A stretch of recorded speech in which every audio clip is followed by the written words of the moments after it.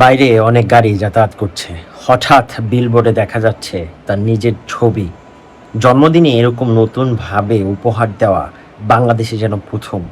একজন স্ত্রী তার স্বামীর থেকে এরকম উপহার পেয়ে নিজে স্তম্ভ হয়ে গেছেন। বিশ্বাস যেন করতে পারছিল না নিজের চোখে। কিভাবে সম্ভব? বাংলাদেশে এটি একদমই নতুন।